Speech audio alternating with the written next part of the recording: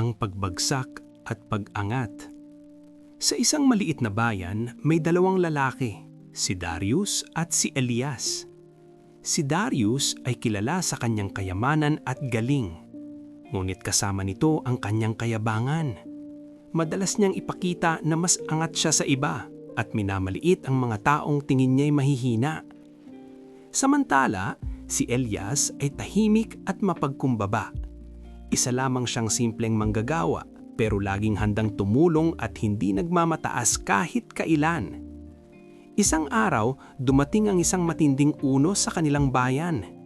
Nasira ang maraming ari-arian, kabilang ang malalaking negosyo ni Darius. Sa isang iglap, nawala ang kanyang yaman at kapangyarihan. Wala siyang malapitan dahil karamihan ay nasaktan sa kanyang pagmamataas.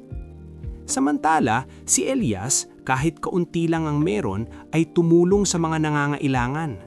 Dahil sa kanyang kabutihan, siya ay pinagkatiwalaan ng mga tao. Unti-unti, siya ang naging leader ng komunidad. Hindi dahil hinangad niya, kundi dahil nakita ng lahat ang kanyang puso. Sa huli, napagtanto ni Darius ang kanyang pagkakamali. Lumapit siya kay Elias, humingi ng tawad, at doon niya natutunan ang tunay na halaga ng kababaang loob.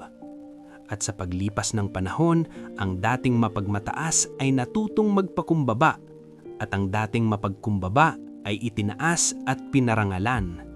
Dahil sa mundong ito, ang nagmamataas ay ibinababa, at ang mapagkumbaba ay itinataas.